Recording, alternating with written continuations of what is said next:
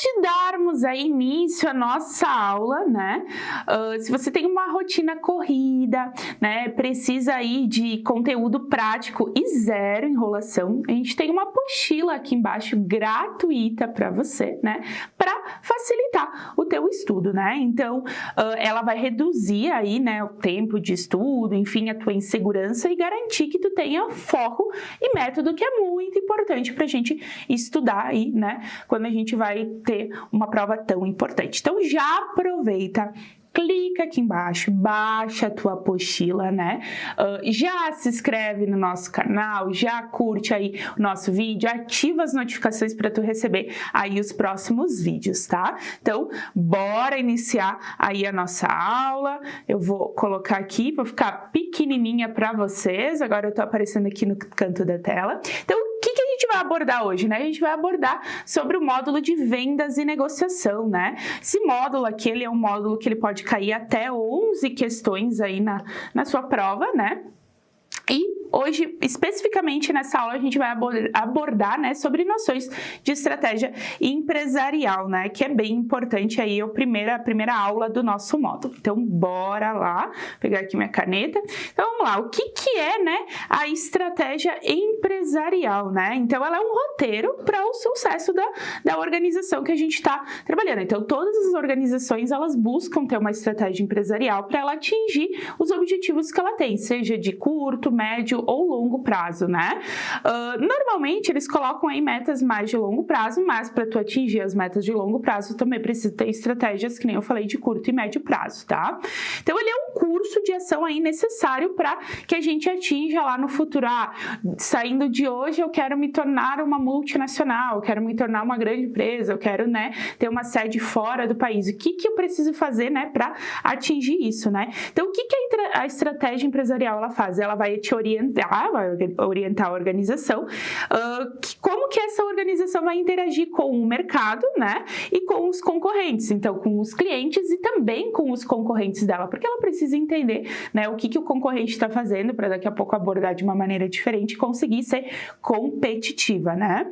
Ela prioriza agilidade, né, foco no cliente e resiliência de longo prazo frente às incertezas globais. Então, a gente teve em 2020 aí uma pandemia, né? Muitas empresas sofreram por não estarem preparadas com isso. Outras se beneficiaram porque, enfim, era necessário ou estavam preparadas para isso, né? Então, isso é bem importante a gente ter uma estratégia empresarial, tá? Além da estratégia empresarial, a gente pode dividir ela em alguns níveis, né? Então, a gente tem a estratégia corporativa, a de negócios e a estratégia funcional. Quando a gente fala em corporativa, ela vai definir qual o negócio que a empresa deve atuar, né? Então, qual o foco do negócio dela, tá? A de negócios, ela vai definir como a empresa vai competir em cada um dos mercados, né? Então, eu tenho um negócio e eu quero competir em mais de um mercado. Como que eu vou entrar nesse mercado, né? Então, é um plano mais abrangente, vai olhar vários fatores para conseguir isso. E a estratégia funcional, né? Ela vai definir como cada área aí contribui. Então, o marketing, o que ele contribui, a área de vendas, o RH, então, cada um aí no seu devido lugar, tá? Além da estratégia empresarial, e aí quando a gente fala de estratégia empresarial, a gente tem que ter, a gente tem alguns autores, né, que falam sobre a estratégia empresarial, e eles criaram alguns mecanismos para facilitar esse plano de ação que as empresas devem criar, tá? Então, vamos lá. Quando a gente fala aqui, um dos mais famosos é os 5 P's da estratégia de Mitzenberg, tá? Que é um dos pais da estratégia empresarial. Então, o P1, né, é o plano, é o plan, né, que a gente fala. Então, ele é o curso de ação, né, que ele vai ser deliberado ali para alcançar objetivos mais específicos. Então, eu vou colocar um plano de ação para atingir X resultado ou X negócio, eu quero, né, aumentar, enfim, mudar de área, eu quero ter uma planta, quero ter uma empresa fora do país, então eu vou criar um plano de ação, um plano para conseguir isso. Aí, o P2 é o padrão, né, é o comportamento emergente e os padrões de ações consistentes que eu vou ter para que eu consiga atingir esse curso de ação que eu planejei, né? Então, o que eu preciso aí fazer, padronização, enfim, para que eu consiga atingir esse plano, tá? O P3, ele fala sobre posição, tá? Então, como a empresa, ela vai se colocar no mercado versus os concorrentes, tá? Então, ela vai olhar para o externo, vai olhar, o meu concorrente está fazendo X, eu posso fazer X mais, né? Posso fazer X ao quadrado, um exemplo, né? Por quê? Porque assim tu tá se diferenciando do teu concorrente e tu não. Eu digo assim, quando, né, o mercado vir a te procurar, ele vai comparar muito, ele vai com certeza, né, comparar o preço, mas ele vai comparar a agilidade que tu entrega o teu serviço, como tu entrega o teu serviço, se tu tem um plus a mais no teu serviço, né? Então, como que tu vai se posicionar em relação ao mercado versus ao que os teus concorrentes estão fazendo, tá? O P4 é a perspectiva, né? O modo como a organização vai ver o mundo, e isso é mais interno, né? Então, ele vai olhar ali se ele tem missão, valores já definidos, né? Se eles estão condizentes com o momento, né, que a gente vive, olhando globalização, olhando para o mundo inteiro, né? Então, trazer isso para dentro da organização. E o P5 é o pretexto, né? Então, é um movimento específico para criar uma vantagem competitiva. Então, eu faço um movimento ali para que eu consiga criar uma vantagem competitiva em relação ao meu concorrente externo. Então, tu vê que aqui os 5 P's, eles estão muito ligados, mas eles seguem um curso de ação justamente para facilitar essa nossa estratégia empresarial, tá? Balanced Scorecard, tá? Então, o que é? Ele baseia-se na definição de objetivos, estratégias, né? A partir de 4 perspectivas. Então, ele vai olhar 4 perspectivas para ter. Ele vai olhar os clientes, então ele vai avaliar se o cliente está satisfeito, se o cliente está fidelizado, a percepção do cliente em relação ao serviço, ao produto que tu está entregando. Financeiro, né? Então, ele mede o desempenho financeiro da organização. Se está dando lucro, se não está, se o produto que eu estou entregando, né, ele tem um bom retorno, não tem, se eu posso maximizar esse retorno. Então, ele vai olhar essa questão de desempenho financeiro. Aprendizado e crescimento. Então, ele foca no desenvolvimento da organização. Por mais que a organização, às vezes, seja muito grande, a gente, né, colocando assim, eu estou trabalhando numa organização muito grande, ela nunca vai parar de crescer, nunca vai parar de se atualizar e buscar o conhecimento. Então, isso é muito importante porque os processos, eles vão mudando. Por melhor que tu seja naquilo que tu faz, tu vai precisar sempre estar atualizado para que tu continue sendo melhor naquilo que tu faz, né? Processos internos, então olhar para dentro, né? Analisa a eficiência e a eficácia dos processos, né? Então, se eu tô fazendo aquilo dali de uma forma rápida, ágil, e se eu tô trazendo um retorno bom para minha organização, o que eu posso melhorar ali para, às vezes, reduzir o risco sem perder a qualidade, né? E, às vezes, para chegar mais rápido para o meu cliente. Então, tudo isso a organização, ela sempre está buscando, e é sobre isso que o Balanced Scorecard, ele fala, tá? Para conseguir atingir esse padrão de qualidade mais elevado. O OKR, né, que é o Object Key Results, ele vai consistir aí na definição de um objetivo que tu vai traçar, né, a ser alcançado e no seu resultado, né? Então, eu quero lá, que nem eu falei anteriormente, ter uma empresa fora do Brasil, nos Estados Unidos, por exemplo, né? Então, esse é o meu objetivo. E quanto tempo? Eu quero em 2 anos. O que eu preciso fazer para atingir esse resultado de em 2 anos eu ter uma empresa lá fora, né? Eu tenho recurso, eu vou ter que pegar emprestado, né? Eu tenho já nome para que eu possa ter uma empresa lá fora, as pessoas me conhecem, vale a pena, questão jurídica, questão fiscal. Então, tudo isso a gente tem que olhar e o OKR, ele nos auxilia nesse sentido, tá? Quando a gente fala, então, em estratégia empresarial, a gente também tem que olhar a análise de mercado, que é muito importante. Então, tu analisar o mercado que tu está inserido para ver o que tu pode melhorar ou não, tá? Então, a análise de mercado, ele é um processo que tu vai coletar, analisar e interpretar os dados que tu coletou ali, né? Sobre o mercado, um produto ou um serviço. Então, eu quero saber se esse produto, como que é perante o público, o que o público está pensando, né, em relação ao meu produto. Então, eu vou coletar, vou analisar e vou interpretar esses dados para chegar ali, daqui a pouco melhorar, enfim, fazer perguntas específicas, né? E essa análise de mercado, ela permite, então, antecipar movimentos e ajustar as ofertas. Às vezes o cliente ele já está pensando de uma outra maneira e tu nem sabe. Então, fazer uma análise de mercado é muito importante, porque daí tu já consegue, às vezes, parar o processo, né? E recalcular a rota, tá? 5 forças de Porter. Porter também é um dos pais aí da análise, né? E ele tem 5 forças que ele fala. Então, o que são essas 5 forças? Ela analisa, né, o ambiente competitivo, o microambiente que está inserido para decisões mais estratégicas, tá? Então, a primeira força aí de Porter, né, rivalidade entre concorrentes. Então, é uma disputa entre empresas do mesmo mercado-alvo, do mesmo segmento, tá? Eu coloquei a Apple e a Samsung, né?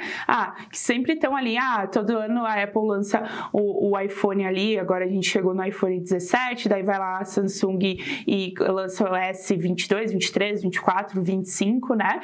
Para competir, ou vai lá e lança um outro modelo para tentar competir. Então, elas sempre estão entre ali as principais competindo entre elas, né?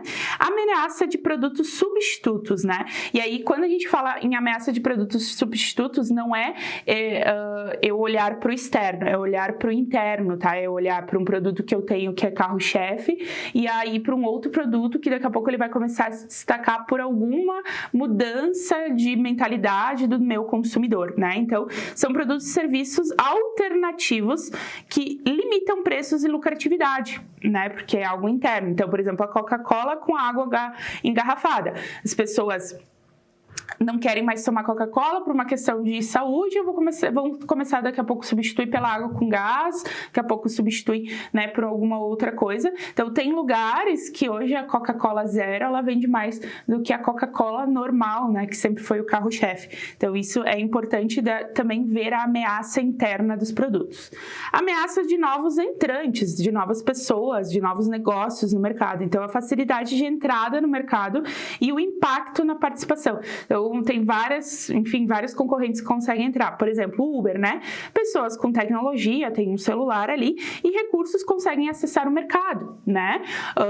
E eu digo assim, não em relação ao motorista de aplicativo, tá? Mas em relação, por exemplo, assim, hoje eu criei o Uber, eu sou a dona do Uber, por exemplo, e vai lá o Joãozinho e cria um aplicativo alternativo daqui a pouco para uma cidade menor que não tem ou que vai trazer um custo menor. Então, qual que é o impacto, né, em relação a isso? A tecnologia, eles não têm, o que eu posso fazer para conseguir tirar essas ameaças de novos entrantes.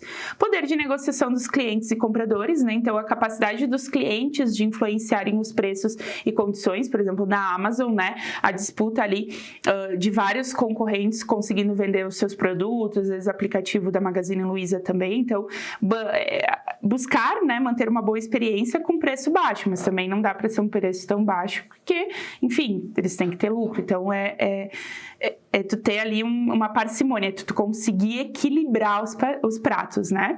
E o poder de negociação com os fornecedores, né? Então, qual que é a influência sobre os custos alinhado, né? Aqui faltou, com os insumos, né? Então, por exemplo, a Apple, tá?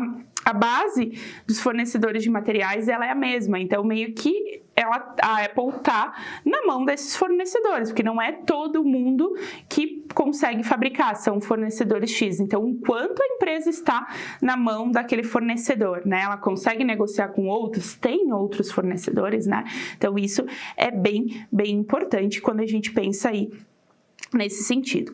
Agora a gente vai falar um pouquinho sobre matriz SWOT, tá? Matriz SWOT também é uma das análises que a gente pode fazer internamente. Aqui eu tô trazendo várias análises para vocês e essas análises tendem a cair na prova, tá, gente? Então, Carol, tem uma que cai mais? Tem alguma ali, as 5 forças de Porter e tal, mas assim, é interessante entender sempre todas, tá? Então, vamos lá. A gente tem análise interna e análise externa. A análise interna é controlável porque, enfim, eu tô dentro da minha empresa, eu tenho que controlar as coisas que acontecem internamente, porque, enfim, tá aqui dentro, eu tô num ambiente controlado, então eu consigo, né? Aí, quando a gente olha, a gente tem as forças, né, que é o ambiente interno, então são aspectos positivos, exemplo, a qualidade do produto, a localização que eu eu estou, né, pode ser um ponto positivo. E eu tenho também as minhas fraquezas internas, porque nem tudo é mar de rosas, né? Então, eu tenho o ambiente interno e os aspectos negativos. Você vê que ambos são ambiente interno, só que um fala com aspectos positivos e outro fala com aspectos negativos. Exemplo, falta de recursos, às vezes eu não consigo ter um estoque, às vezes eu não consigo comprar. Falta de pessoal, às vezes eu não consigo capacitar pessoas para continuar na minha empresa, uma rotatividade alta. Retenção de clientes, que isso acaba lá na ponta afetando os clientes, e os clientes vão para um concorrente. Então, são questões que eu consigo mudar de forma interna. E a análise externa, ela já é não tão controlável, né? Porque depende de N fatores que estão no mundo e eu vou ter que me adaptar da melhor forma, né? Então, oportunidades e ameaças, ambiente externo em ambas, eu vou ter os aspectos positivos e os aspectos negativos. Nas oportunidades, que são os aspectos positivos, eu tenho, por exemplo, expansão para novos mercados, então eu consigo sair, estou só no estado do Rio Grande do Sul, vou para São Paulo, depois vou para o norte do Brasil, né? Novas tecnologias, consigo importar novas tecnologias para me diferenciar, né? Então, isso também é legal. Nas ameaças, então a concorrência, né, uma ameaça, instabilidade de mercado, porque a gente não sabe o que vai acontecer, o que não vai acontecer, desastres naturais, por exemplo, no estado do Rio Grande do Sul, aqui onde eu moro, a gente teve, em maio do ano passado, desastres naturais, que fecharam muitas empresas, deixaram empresas embaixo da água, que ficaram ali, enfim, quase 2, 3 meses, né, sem trabalhar, né, as pessoas em casa, tendo que continuar, às vezes, pagar salários, pagar aluguel e tudo mais. Então, a gente também, né, tem que olhar para isso, porque, enfim, não tem como controlar um desastre natural, mas é importante daqui a pouco a localização onde eu tô, que eu coloquei aqui como uma força, né?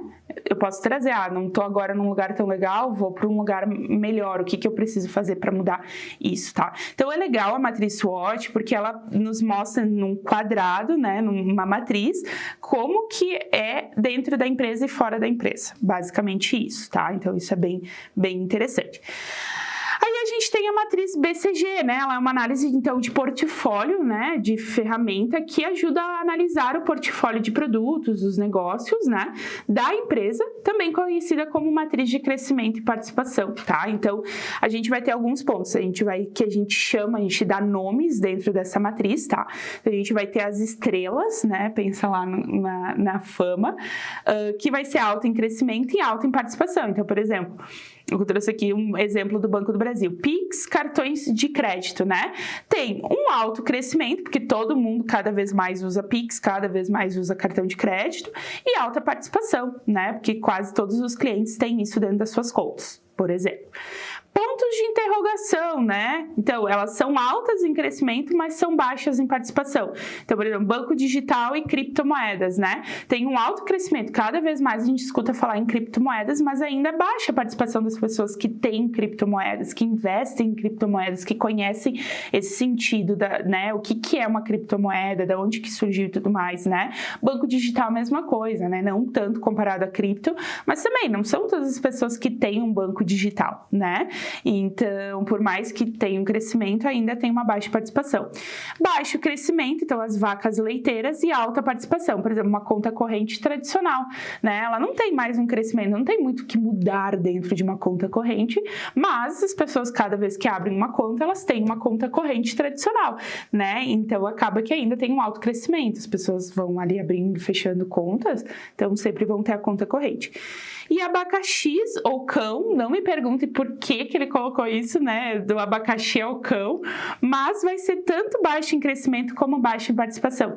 Então, produtos obsoletos, por exemplo, o cheque, né? O cheque aí tá quase em desuso, ainda tem pessoas que usam, mas não precisa de uma tecnologia nova, né? Os bancos nem querem mais que tu muito use cheque, e baixo em participação também, porque são poucas pessoas que aceitam cheques, que vão lá tirar, né, as folhas de cheque aí nesse sentido, né? Então, quando a gente pensa, né, aí dentro desse sentido da matriz, dos 5 Ps, das forças e tudo mais, a gente consegue ver que tudo todas essas ferramentas que eu tô trazendo aqui para vocês e que a gente vai continuar vendo aqui, elas são ferramentas que facilitam a empresa a ter um crescimento, né? Ah, Carol, as empresas elas podem utilizar mais de uma? Com certeza podem utilizar mais de uma sem problema algum. Aí vai depender muito da empresa, né, onde a gente tá, né? Então, isso é bem importante. A gente já abordou bastante coisa na aula, ainda tem mais algumas coisas pra gente ver aqui, né?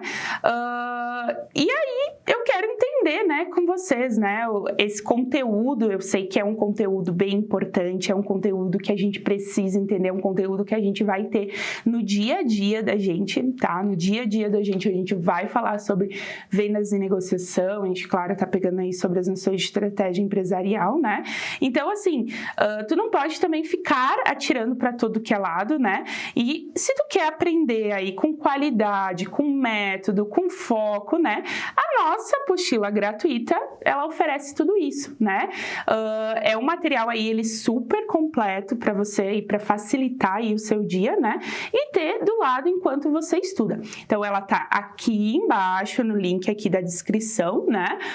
Clica aqui, já aproveita e baixa a apostila, que vai te ajudar aí a abordar, né, esse conteúdo que a gente está vendo na aula e daqui a pouco os próximos conteúdos aí que a gente vai ver, né, no decorrer das próximas aulas, tá, gente? Então, bora aí continuar a nossa aula. Agora a gente vai falar sobre um pouquinho da matriz Ansoff. Então, a gente já falou aí sobre algumas matrizes, algumas estratégias, e a matriz Ansoff também, né, ela ajuda aí, né, enfim, a facilitar o dia a dia das empresas. Então, a matriz Ansoff, ela relaciona produtos com mercados para discernir estratégias de crescimento, que é isso que a gente quer, né? Pensando em metas de longo prazo. Então, a gente tem a estratégia, por exemplo, penetração de mercado, a gente tem o produto atual e o mercado atual, né? Exemplo, campanhas de cartão, aumento do uso do Pix no app, né? Então, eu quero que o produto atual que eu tenha no mercado atual, ele tenha mais penetração. Então, eu vou fazer, né, campanhas para que as pessoas usem mais cartão de crédito, utilizem mais Pix, né? Às vezes, ao invés de uma TED, por exemplo, né? Desenvolvimento de produto. Então, a gente tem um produto, por exemplo, novo, né? E o mercado atual. Então, seguros personalizados, a função de investimentos em cripto no app. Então, às vezes, a pessoa nem sabe que tem a criptomoedas no app. Tu vai lá, tu faz uma propaganda, né? Tu dissemina isso, um produto novo, né? E aí tu vai lá e dissemina em algo que já existe no mercado atual, tá? Desenvolvimento de produto. Então, a gente tem atual com um mercado novo. Então, agências em novas regiões, às vezes que não tem, então a pessoa precisa, eu conheço esse banco, qual banco que é, né? Conta universitária em universidades estrangeiras. Então, às vezes a pessoa vai fazer uma universidade lá fora, né? E aí tu consegue atender, então isso é um mercado novo que tu vai atender com um produto que tu já conhece, abrir uma conta corrente, né? Expandir para novas regiões, né? Então isso é importante. E diversificar, então eu posso ter um produto novo para um mercado novo, por exemplo, uma fintech própria para atuar no mercado internacional. Então, a pessoa quer investir no mercado internacional, vou lá, abro uma fintech e consigo entregar para ela aí produtos do mercado internacional, né? Que ela consegue dolarizar, deixar em euro, enfim, e aí consegue ter uma diversificação de carteira. Então, a matriz Ansoff, ela demonstra como que a gente pode atuar em diversos cenários aí que cada vez mais acontecem, tá? Matriz Gucci, né? Matriz Gucci, tá? Então, matriz Gucci, ela é uma ferramenta de priorização para a gente tomar uma decisão. E ela vai utilizar 3 critérios: a gravidade, a urgência e a tendência, tá? Esses 3 critérios que utiliza, eles vão ter um escalonamento de 5 até 1, ou de 1 até 5, né? Do sem gravidade até o extremamente grave, tá? A mesma coisa a urgência, a mesma coisa a tendência. A gente vai dando notas para aquilo, né? Então, eu tenho um problema, vou dar nota para a gravidade do problema, para a urgência do problema e para a tendência desse problema. E aí, depois eu vou, né, calcular, né, o nível de prioridade dos problemas. Então, assim, vamos pensar lá no nosso dia a dia. Bah, Carol, eu tenho vários problemas problemas para resolver. Tu pode fazer uma matriz GUT dos teus problemas para resolver. Tu vai lá pegar, tu vai colocar e tu vai ver qual que é o mais grave, qual que é o mais urgente, qual que tem aí uma tendência de dar pior, né, de acontecer aí algum BO. Então, quanto maior a pontuação, aí tu vai, né, colocar aqui a pontuação de 1 até 5, maior a prioridade de ação. Então, lá, deu um que deu, sei lá, 25, 40, 50, 100. Tu vai priorizar esse que deu um número maior. O outro deu 15. Esse tu vai ir deixando por último. Não é que tu não vai resolver, tu vai resolver. Isso vai, né, tendo um escalonamento dos problemas e as empresas utilizam muito isso, tá? Então aí, pra gente finalizar a nossa aula, eu fiz um resumo aí dos pontos essenciais que podem cair na nossa prova, tá? Fiz aí um super resumo dessa aula pra nós, tá? Que são as 5 forças de Potter, tá? Então, análise do ambiente competitivo, a rivalidade, os novos entrantes, substitutos, né? A matriz SWOT, então análise das forças internas, né? Análise interna, forças e fraquezas, e a externa são as oportunidades e ameaças. Matriz BTG é uma análise de portfólio, então eu vou ter ali as estrelas, né? Que são os principais, o que mais utiliza, as vacas, o ponto de interrogação e os abacaxis, que também podem ser conhecidos como cão, tá? Na hora da prova. Níveis de estratégia, então pode ser corporativo, de negócios, funcional, e os 5 P's de Mitzenberg, né? Então, aí, o plano que a gente vai ter, a padronização, a posição que a gente dá, a perspectiva e o pretexto, tá? Uma outra dica aí para nossa prova, então, a identidade, ela é construída, tá? Pela empresa, a imagem, ela é percebida pelo público e a reputação, ela é conquistada ao longo do tempo, tá? É legal a gente ter essa dica aqui para a prova, que eu gosto de trazer no final das aulas, porque realmente, né, a identidade tu tem que construir, a imagem vai ser percebida pela pessoa que está utilizando e a reputação vai só com o tempo, né? Tu só conquista uma reputação aí ao longo do tempo, né? E como tu vai atendendo os teus clientes, vai fazendo, né? Então, a gente aí chegou, né, no fim da nossa aula, né?